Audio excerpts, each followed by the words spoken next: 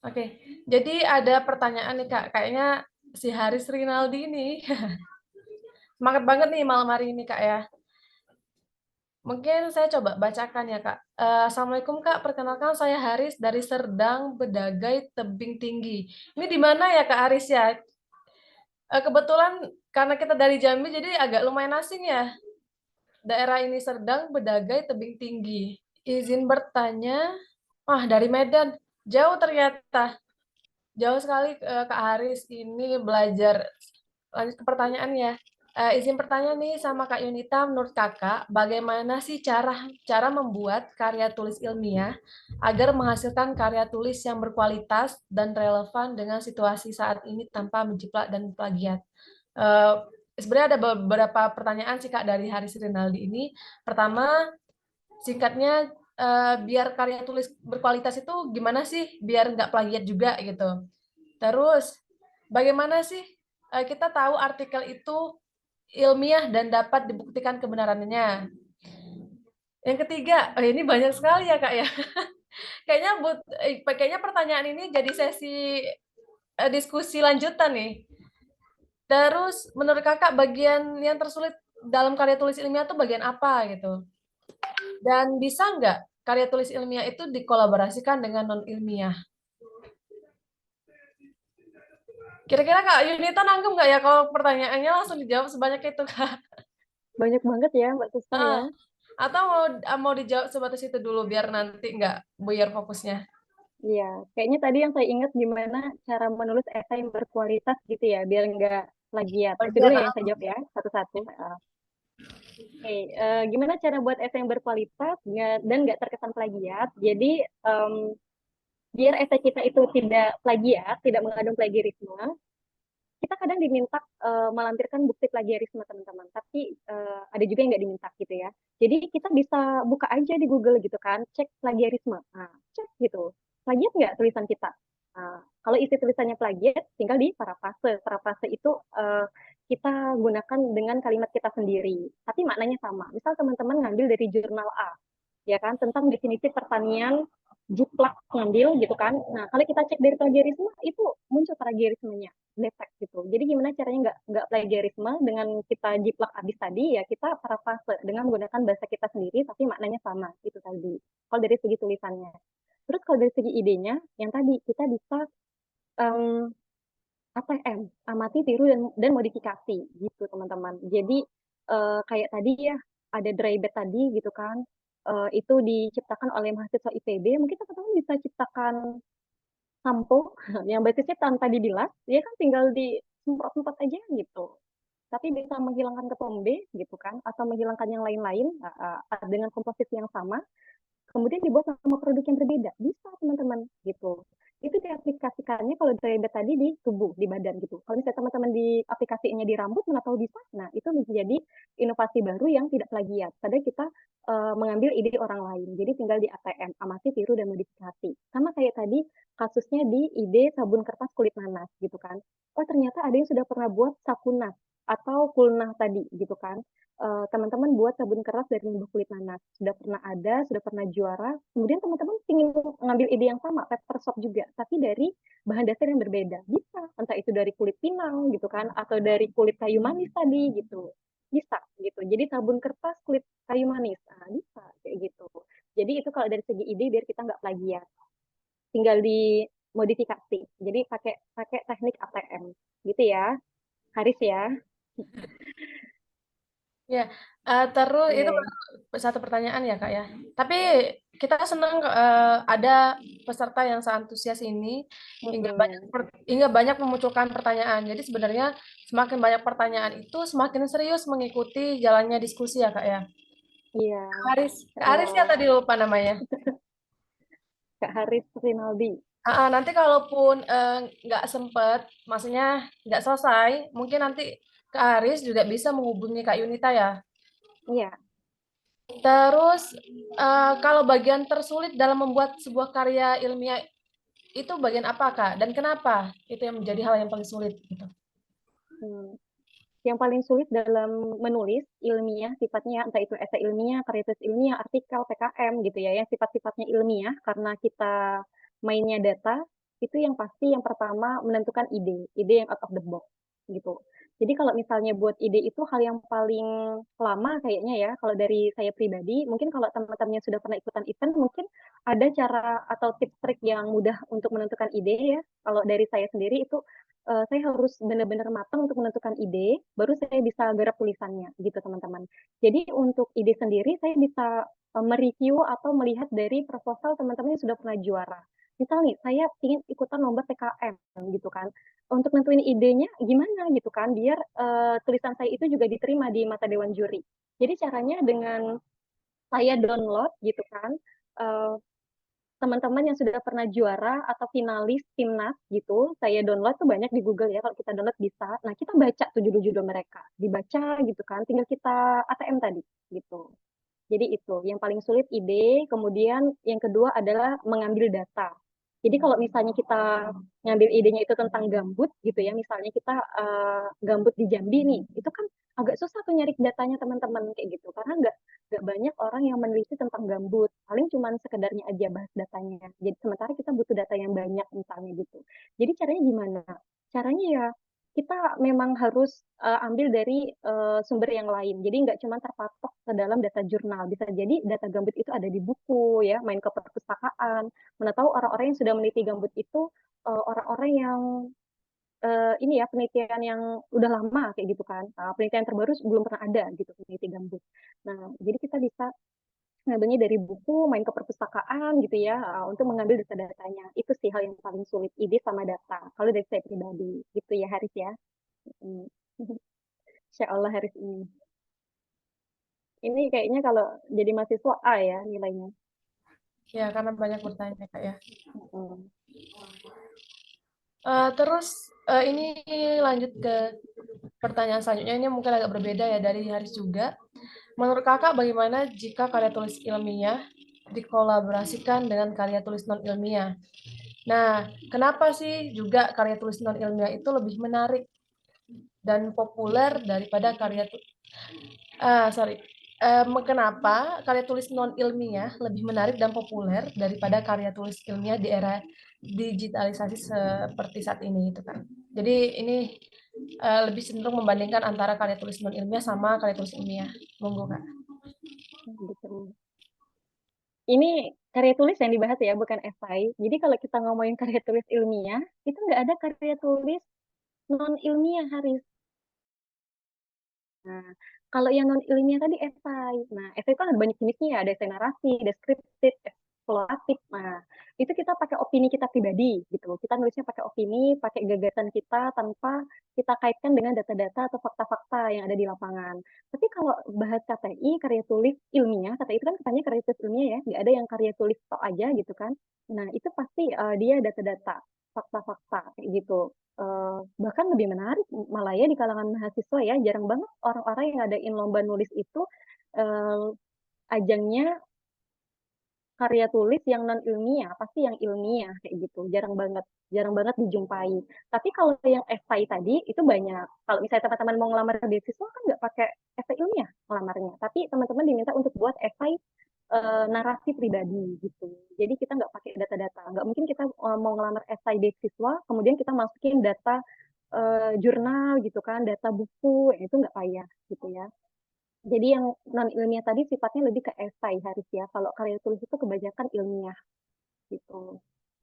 Non ilmiah mungkin ada, tapi jarang banget. Bahkan yang lebih populer sekarang ini di zaman sekarang, di zaman digitalisasi itu malah yang sifatnya yang ilmiah, karya tulis ilmiah. Tapi kalau esai, kalau perbandingannya ke esai, itu memang mungkin ada opini-opini ya, opini-opini esai ilmiah yang memang populer di zaman sekarang. Kayak kita baca koran, kalau teman-teman suka baca koran, itu pasti ada opini-opini orang gitu kan. Nah, itu nggak ada pakai data-data tuh. Itu kan di koran banyak tuh, di majalah gitu ya. Atau di koran-koran digital mungkin ya gitu. Jadi kalau koran digital jarang ya. Orang lebih tertarik itu ya bacanya apa sih sekarang. Bacanya yang sifatnya fakta-fakta kan, ada data-datanya. Jadi jangan sampai termakan hoax. Itu ya Haris ya. Masih ada pertanyaan dari Haris juga nih Kak. Nih, kayaknya ini yang terakhir ya Kak ya dari pertanyaan dari si Haris terkait eh, kesan Kakak meraih medali perak di PIMNAS itu setahu saya juga ajang PIMNAS itu ajang paling bergengsi ya di taraf mahasiswa. Mau Kak pesan kesan gitu. Pengalaman sih lebih ke pengalaman gimana. Pertanyaan terakhir ya dari Hari. Masya Allah. Ya, jadi pesan kesan waktu dapat medali perak ya, ya nggak disangka-sangka ya dapat medali perak di timnas gitu kan. Awal mulanya ya dari banyak kegagalan, sudah berkali-kali ikut di semester-semester terakhir baru dapat rezekinya alhamdulillah. Jadi memang kayaknya harus jatuh bangun dulu gitu, baru dikasih rezekinya. Karena memang kadang kita tidak tahu usaha keberapa yang Allah kasih rezeki buat kita. Jadi kayak jangan pantang menyerah, terus istiqomah dan konsisten. Pesannya untuk teman-teman yang statusnya masih mahasiswa atau pelajar, kayaknya PKM ini terus ada, kayaknya nggak bakal punah ya, kayaknya bakal terus ada, malah kayaknya bakal lebih banyak lagi gitu kan, syarat-syaratnya mungkin lebih kompatibel lagi gitu kan, syarat-syarat yang harus dipenuhi dalam ikutan event PKM, teman-teman harus ikutan, itu pesannya, harus ikutan, karena banyak benefit yang bisa diambil, mulai dari tadi gitu kan, tim gitu, kita bisa bertemu dari berbagai teman-teman lintas jurusan, kemudian kita bisa interaksi sama bimbingan intensif ya dengan dosen pendamping gitu. Itu bisa melatih ketika teman-teman nanti mengerjakan tugas akhir. Gimana sih cara menghubungi dosen dengan baik gitu-gitu ya. Jadi banyak banget benefit yang bisa diambil ketika teman-teman ikutan lomba PKM. Jadi harus ikutan. Apalagi untuk teman-teman yang statusnya masih pelajar sekarang, itu uh, diingat-ingat tuh, oh PKM. Jadi nanti pas mahasiswa harus ikutan gitu, langsung ikutan.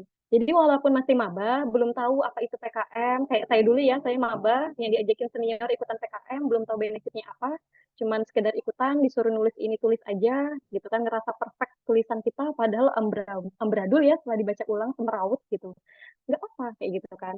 Oh ternyata lama-kelamaan baru tahu PKM itu apa ketika ikut yang kedua kalinya. Pas pertama ikut nggak tahu, cuma diajakin senior. Pas kedua kali ikut baru, oh ternyata PKM itu benefitnya banyak gitu. Jadi memang banyak banget gitu. Setahu saya yang baru bisa dikonversi ke skripsi itu PKM ya. Mungkin ada lagi ya mungkin ya dari program-program Merdeka Belajar yang lain. Saya nggak tahu juga gitu karena banyak banget sekarang program Merdeka Belajar dari Nadiem Makarim ya. Insya Allah gitu. Jadi teman-teman bisa cari tahu nih kira-kira apa sih untungnya buat kita jadi mahasiswa gitu. Kalau ada yang enak-enaknya, karena kan memang skripsi itu hal yang paling ditakuti oleh mahasiswa ya, apalagi mahasiswa yang nggak pernah ikutan nulis gitu kan. Pasti nanti pas ngerjain skripsi jadi kalang kabut, jadi keteteran dan sebagainya. Nah, bagus banget nih kalau ikut PKM. Jadi nggak ada kata terlambat. Apalagi bagi mahasiswa yang sudah semester 5, 6, ikutan aja. Mana tahu lolos gitu kan. Entah itu PKM jenis apapun kayak gitu kan. Nggak harus PKM yang muaranya ke timnas. Yang nggak muara ke timnas pun bisa dikonversi ke skripsi gitu. Jadi kesannya ya Masya Allah tadi ya, Alhamdulillah gitu kan. Ternyata skala universitas saya juga bisa meng-ACC benefit itu tadi. Sebelumnya itu bukan dari universitas langsung ngasih bebas skripsi itu enggak teman-teman. Kalau di Universitas Jambi sendiri ya teman-teman. Jadi memang banyak perjuangannya. Jadi memang kesan yang paling berharga itu ya kami yang minta sendiri untuk bisa bebas skripsi karena kami dapat info dari teman-teman di luar sana, teman-teman nasional yang ketika dia juara timnas katanya memang bisa bebas skripsi. Bahkan teman-teman nasional di luar sana itu masih semester 3, semester 4 kayak gitu. Dia sudah bebas skripsi. Jadi 5 6 7-nya ngapain? Dia habiskan untuk lomba aja. Jadi gitu. Jadi ketika dapat info itu kami coba untuk skala Unja. Ini bagi teman-teman yang ada anak Unja gitu kan, sudah ada SK-nya teman-teman. Jadi teman-teman tinggal meneruskan perjuangannya aja gitu. Kalau bisa medali emas, Masya Allah.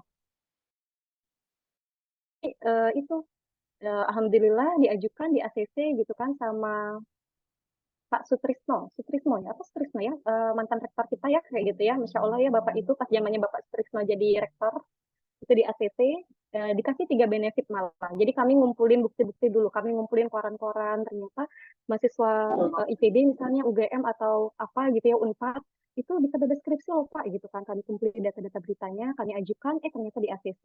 Malah dapat 3 benefit selain bebas skripsi, bebas UKT juga, sama bisa konversi nilai gitu teman-teman. Jadi yang nilainya D, E, C itu bisa dikonversi jadi A gitu ya, Insya Allah. Kalau bagi saya menarik ya Kak cerita Kakak yang terakhir, Oh, karena oh, sependek pengetahuan juga di Unja ya karena tadi berbicara Unja. mm, Memang di zaman Kak Yunita ini sependek pengetahuan saya memang jadi pembuka jalan teman-teman untuk bisa bebas skripsi. Memang karena juga dengar-dengar setelah Kak Yunita ini ada lagi ya Kak ya di Unja itu yang mm, sempat juga yang ngurus gitu. Nah, karena ada SK-nya, jadi memang kesempatan bagi teman-teman semua untuk bisa curi kesempatan gitu. Karena jalannya udah dibuka, nggak berjuang lagi untuk buka jalan kan. Tinggal memilih mau berjalan atau tidak. Gitu ya, Kak ya. Mungkin iya. begitu juga dengan penanya Haris ya dari Medan, mungkin nanti bisa kalau seandainya belum terjadi di kampus Haris misalnya atau Haris sekarang sedang menempuh sekolah ya, belum kuliah. Ini belum tahu juga nih Haris. Haris sudah kuliah atau Kak Haris sudah kuliah atau itu ya, pelajar ya? Iya, statusnya apa nih Hari? Masih proses. Kita doain ya sama-sama Kak Harisnya lancar deh di setiap prosesnya karena memang antusias dari Kak Aris sendiri kita patut hargai, patut apresiasi juga ya Kak Yunita ya. Mungkin apa yang sudah Kak Yunita lakukan di Unja itu bisa juga Kak Haris lakukan atau jadi pembuka jalan juga untuk teman-teman yang lainnya untuk bisa ya salah satunya tadi bebas skripsi, ada yang bebas UKT juga, ada yang bisa konversi nilai juga. Ya, ini teman-teman ya. Jadi nanti kalau ada yang mau minta proposal saya, ya kan, entah itu esai, PKM, karya tulis, nanti saya kirim ya. Nanti saya kasih ke Kak Suspanya yang proposal esainya aja ya teman-teman. Untuk yang proposal yang lain-lainnya bisa WA aja atau DM gitu kan. Kalau mau belajar, boleh. Nanti saya bagi. Oke, itu sebenarnya teman-teman kalau ada orang yang kalau bagi saya pribadi kalau ada orang atau teman kita yang mau ngasih proposal juaranya itu udah kesempatan bagus banget ya teman-teman semua karena satu proposal itu sebenarnya berharga banget bagi si penulis gitu karena perjuangannya tuh bisa bertahun-tahun hanya untuk membuat ya bisa dikatakan 10 halaman kalau saya kak ya atau karya Mm-mm. tulis yang membawa beliau ya jauh terbang kemana-mana. Karena sebenarnya teman-teman narasumber kita ini juga saya juga termasuk alumni pendidikan biologi. Kita juga pernah sempat ya Kak Yunita nulis bareng. Memang hal gila yang pernah kami lakukan adalah kami bercita-cita ingin itu kalau tidak salah kami menulis karya Tugas. ya yang ke Lombok ya, dan kita udah nyiapin koper teman-teman, dan kita nggak tahu kalau tulisan kita itu sebenarnya setelah dibaca bertahun-tahun itu sangat-sangat buruk sekali kalau dibaca itu sangat-sangat memalukan. Tapi ternyata kita bisa berproses bareng-bareng di jalannya masing-masing juga hingga Kak Yunita juga sampai di titik di mana beliau bisa memenangkan eh, penghargaan medali perak Timnas di ajang di ke-33 ya Kak ya kalau nggak salah Iya Mbak Suspa. di Ya UGM. Masya Allah ya, jadi Mbak Suspa ini memang besti perjuangan selama ikut lomba nulis juga di kampus ya kan. Walaupun belum pernah terbang bareng, tapi Masya Allah kami pernah setim beberapa lomba ya Mbak Suspa ya. Mulai Benar. dari lomba yang karya tulis ke Lombok itu gitu kan. Kemudian KBMI, PHP 2D, pengabdian, walaupun nggak ada hilalnya ya Mbak, belum ada sih kayak gitu. Dan Ya, kami akhirnya berjuang di jalan masing-masing dengan tim yang beda-beda gitu kan. Ternyata Allah kasih jalannya seperti itu teman-teman. Tapi Masya Allah sudah nyemplung sana sini gitu ya Mbak Suspa. ya benar. Ingat ingat juga tadi kan Kak Yunita bilang kalau seandainya teman-teman tulisan itu tidak hanya esai untuk diperlombakan juga, tetapi seperti pengabdian masyarakat itu pengajuan awalnya juga dalam bentuk tulisan. Begitupun kalau teman-teman mau berbisnis, pengajuannya juga dalam bentuk proposal yang juga isinya tulisan. Jadi segala hal sesuatu di hidup kita tidak terlepas yang namanya dengan tulisan gitu teman-teman. Mungkin lanjut ke pertanyaan kedua dari Fauzan Ismail. Kak Yunita, ini pertanyaannya, Assalamualaikum Kak Yunita, izin bertanya Kak, kalau kita menulis, boleh nggak kita mengambil bahan dari web internet atau nggak plagiat kita mengambil bahan atau nggak plagiat kita mengambil bahan dari internet? bisa nggak ambil dari internet referensinya? Atau maksudnya plagiat gitu, Kak? Oh, untuk idenya ya, ngambil dari internet gitu. Iya, Kak. Ya. Ya, jadi untuk idenya bisa bisa ngambil dari internet. Misal teman-teman masukin kata kunci apa mahasiswa yang sudah pernah juara lomba esai ilmiah. Nah, itu kan muncul tuh ya buat ini, buat itu. Nah, teman-teman lihat oh ternyata dengan inovasi ini bisa dapat juara satu.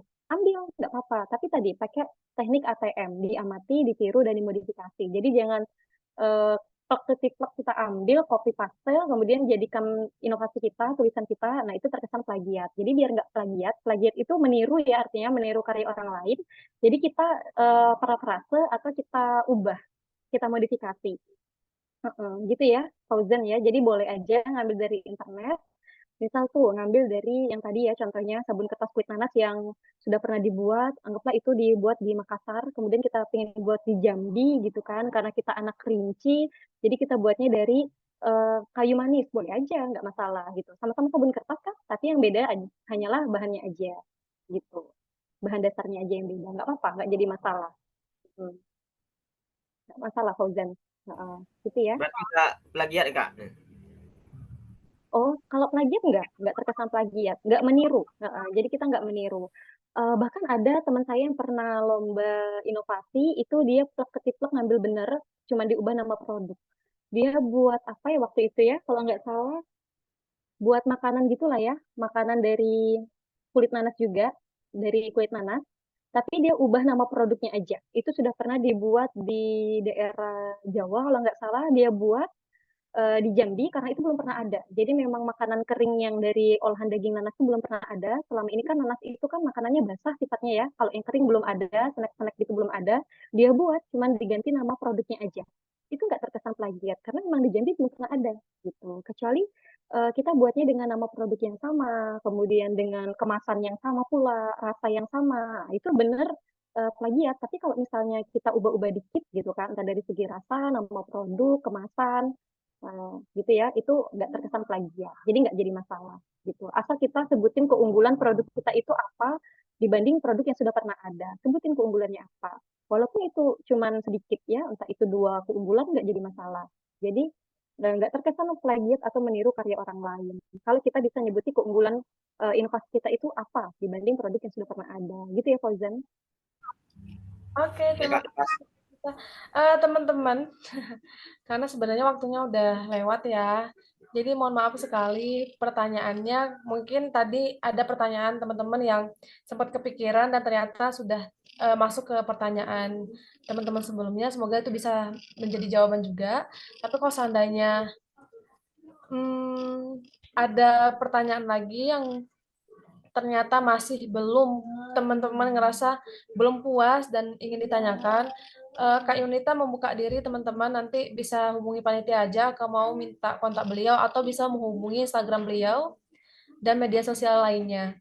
Karena insya Allah beliau terbuka, bahkan beliau juga kalau ada orang yang mau minta koreksi ya, setahu saya sejauh ini selama berteman beliau open banget teman-teman, dan ya insya Allah mau beliau untuk mengoreksi beberapa naskah esai teman-teman. Asalkan teman-teman mau untuk memulai menulis ya teman-teman semua. Gitu ya Kak Yunita. Ya, terus juga prosesnya nggak jauh teman-teman. Jadi teman-teman juga bisa minta sama Mbak Moderator untuk bisa koreksiin ya mulai dari quote Duba pernah juga ikut lomba esai di Rio ya Mbak Suspa. Jadi ternyata moderator nggak kalah jauh prestasinya. Ya Mbak Suspa. Ini udah kayak sama. Masya Allah. Oke. Oh iya, Ada nanti absen kita lagi nggak? bakalan absen lagi. Nanti ada panitia yang akan ngirimkan link di sini untuk link absensi, sekaligus nanti ada link untuk pengisian sertifikat ya teman-teman semua. Karena kita dapat sertifikat hanya sekali ketika teman-teman udah menyelesaikan beberapa rangkaian. Jadi karena kita hanya satu kegiatan tapi tiga rangkaian, jadi sertifikatnya tetap jadi satu. Karena saya batasi untuk pertanyaan dan mohon maaf teman-teman jika ada yang mau bertanya. Saya mohon maaf sekali karena kita mengingat waktu juga ya, udah lumayan larut malam. Sebelumnya terima kasih sama Kak Yunita yang sudah benar-benar mau meluangkan waktu, pikiran bahkan tenaganya malam hari ini untuk bisa sharing ya, untuk bisa berbagi pengalaman ke kita semua terkait bagaimana pengalaman Kak Yunita meraih beberapa juara di dalam bidang karya tulis ilmiah. Mungkin itu saja dari saya teman-teman semua. Saya mohon maaf juga selaku moderator karena mungkin ya selama diskusi berjalan ada banyak kesalahan kata ataupun kesalahan perbuatan yang saya perbuat sehingga banyak hal yang ternyata tidak sesuai dengan ekspektasi teman-teman semua. Saya cukupkan dari saya. Terima kasih banyak teman-teman semua. Terima kasih banyak narasumber kita. Saya akhiri. Sampai jumpa. Saya kembalikan ke MC, Kak Naila.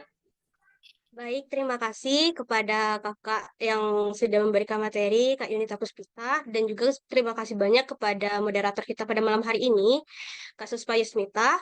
Eh, perlu diingat lagi teman-teman, ini adalah hari terakhir kita, jangan lupa untuk mengambil absen dan mengisi link untuk pengambilan sertifikatnya.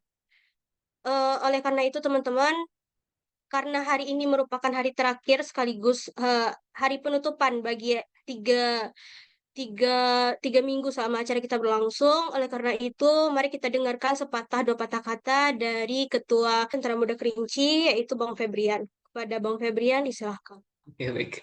Terima kasih, Naila. Assalamualaikum warahmatullahi wabarakatuh. Selamat malam dan salam sejahtera untuk kita semua. Yang kami hormati Kak Yunita Puspita Dewi selaku pemateri workshop ketiga kita pada malam hari ini, dan juga teman-teman panitia dan seluruh peserta workshop yang hadir di ruang Zoom pada malam hari ini. Adalah suatu hal yang perlu kita syukuri bersama-sama. Kita jadikan momentum untuk kita sadar bahwa sejatinya kemampuan berpikir kritis, kemampuan menuangkan ide dalam karya tulis ilmiah adalah suatu hal yang harus terus kita tingkatkan dan kita asah. Dan acara workshop ini menjadi salah satu cara dan cara muda Kerinci bersama Forum TBM Kabupaten Kerinci untuk meningkatkan, untuk mendesiminasi informasi, untuk meningkatkan literasi publik terkait dengan apa itu karya tulis ilmiah. Bagaimana berpikir kritis itu, bagaimana korelasinya skill critical thinking itu terhadap kualitas karya tulis ilmiah yang kita buat gitu. Jadi harapannya setelah agenda workshop ini pada kesempatan malam hari ini kita punya persamaan persepsi, kita punya horizon yang luas terkait dengan apa penting KTI tadi dan apa sebenarnya dampak yang mau kita buat dari sebuah karya tulis yang kita buat tadi. Dan juga kami juga membuka workshop ini terbuka untuk seluruh pelajar dan mahasiswa di seluruh Indonesia. Kita undang untuk sama-sama menggaungkan, menggaungkan informasi harapannya apa yang disampaikan dari beberapa narasumber pada beberapa workshop tadi tidak mampu teramplifikasi ke seluruh penjuru daerah yang ada di Indonesia. Dan kami mengucapkan mohon maaf dan terima kasih atas segala upaya dari teman-teman panitia yang udah luar biasa mempersiapkan acara ini, dan atas segala waktu yang diberikan oleh narasumber dan waktu yang diberikan oleh teman-teman peserta untuk mau menimba ilmu, untuk mendalami lebih dalam lagi mengenai penulisan karya tulis ilmiah. Dan semoga acara ini diberkahi oleh Allah Subhanahu wa taala, dan harapannya ilmu yang kita dapat, manfaat yang kita peroleh pada workshop penulisan karya tulis ilmiah ini dapat bermanfaat dan berguna bagi kehidupan kita, baik di dunia akademis maupun di luar dunia akademis. Mungkin itu, dan sebuah quote dari Bung Hatta, Indonesia tidak akan terang, hanya ada obor besar di Jakarta. Indonesia baru akan terang karena lilin kecil di desa. Dan izinkanlah kami dari Forum TBM Kabupaten Kerinci dan Lentera Muda Kerinci menjadi salah duanya lilin kecil di desa untuk menyumbang sebagai sumbangsih untuk menerangi Indonesia. Mungkin itu dari kami, dengan mengucapkan alhamdulillahirabbil alamin. Acara workshop penulisan karya tulis ilmiah saya resmi ditutup. Wassalamualaikum warahmatullahi wabarakatuh. Saya kembalikan ke MC. Baik, terima kasih kepada ketua kita, Oleh karena itu, teman-teman, semoga ilmu yang sudah teman-teman peroleh selama 3 minggu mengikuti kegiatan ini bisa bermanfaat nantinya. Teman-teman juga bisa aktif dalam mengikuti lomba dan berbagai rangkaian acara yang berhubungan dengan karya tulis ilmiah ataupun lain sebagainya. Oleh karena itu, acara workshop penulisan esai ilmiah resmi ditutup. Saya sebagai MC mohon maaf apabila terdapat kesalahan dalam berkata. Wabillahi taufiq hidayah. Assalamualaikum warahmatullahi wabarakatuh.